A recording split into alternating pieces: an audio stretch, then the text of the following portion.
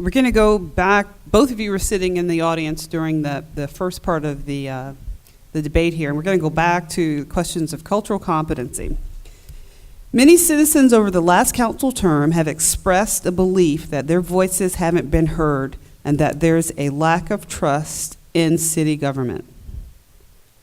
Some of those citizens belong to various minority groups, and what would you do to change that belief?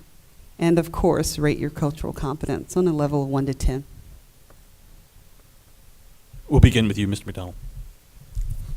Well, I mean, I think we've seen a number of key issues in the city, and they're not always involving minority issues, where the community has felt left out, where the city, the perception was, and I think it was the right one, the city was coming in with a plan and basically simply holding lots of meetings but not really gathering input.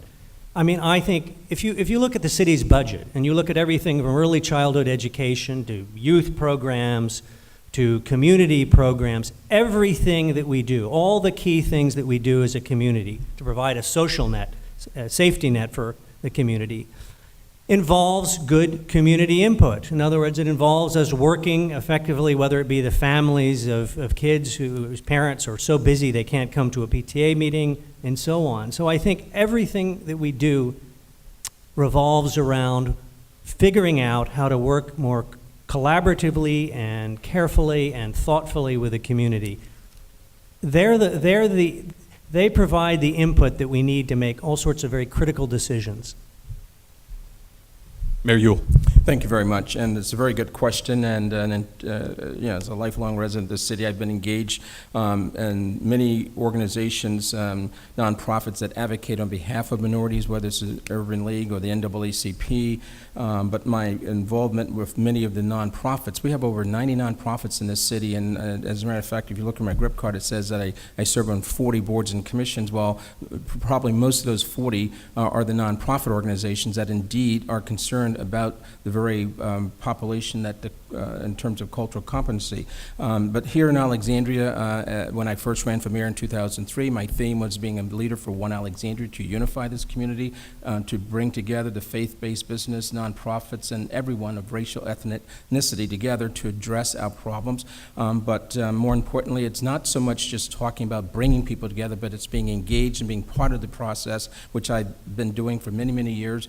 Again, whether it's the Urban League, I just yesterday was here at a program for the Ethiopian community, a large segment of our population, and certainly will continue to be engaged in representing those folks. This is probably my fault, gentlemen, not yours. A scale of 10? Yes, sir. Yeah, I give myself a 10. I give myself an 8. Thank you. You two go way back. You've lived in Alexandria for a long time. I think I even heard Jack Taylor tell a story once about you two playing basketball together at one point. I'm not going to ask who won that game.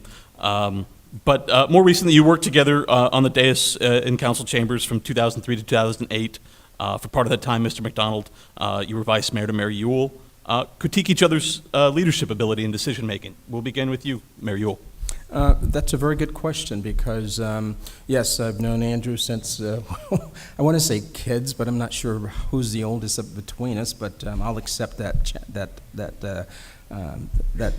tag. But we first met and saw each other, on the field down at Lee Street Park, and whether it was basketball, I played a lot of basketball. Andrew played a lot of tennis and soccer.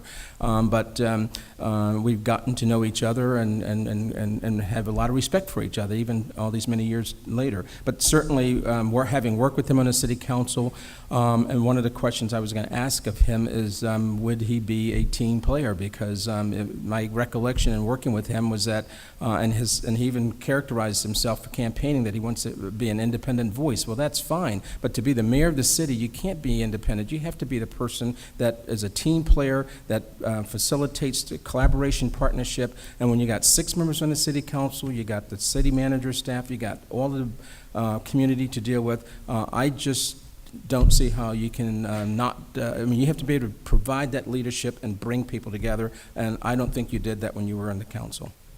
Mr. McDonald.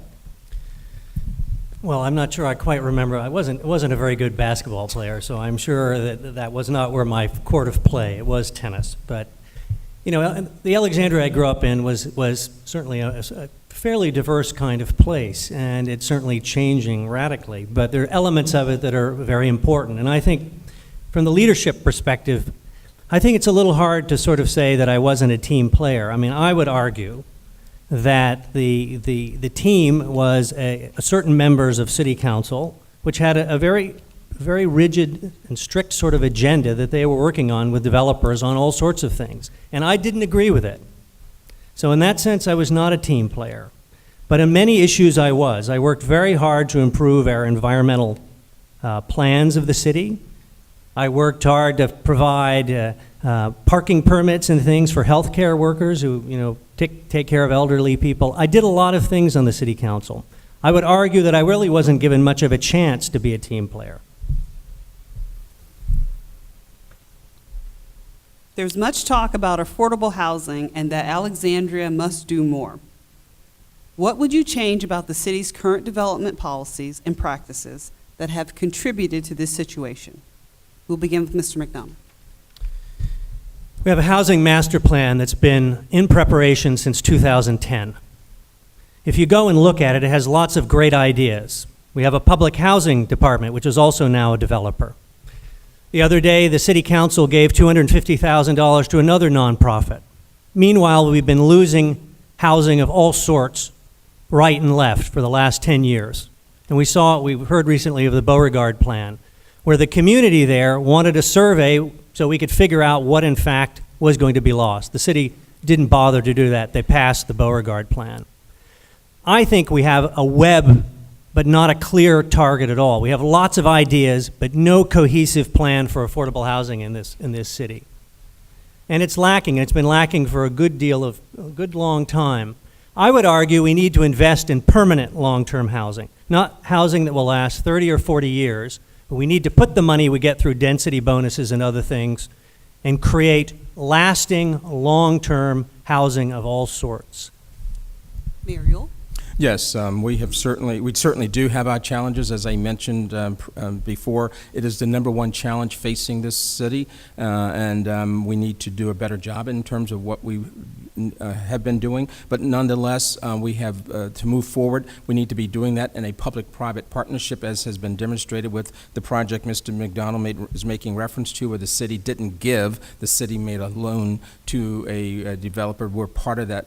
We'll have an equity position in that development. 77 units of affordable housing coming in on East Reed and Jeff Davis Highway in the Del Rey section, all rental. But more importantly, the challenge we face in this community, first of all, affordable housing should not be just for low income and poor people. It should be affordability for folks at all income levels. But the challenge we really face is not unique to Alexandria. It's a national phenomenon, but more importantly, it's something that we need to address with Richmond, the capital, in terms of being able to advocate for rent control, because that is the culprit.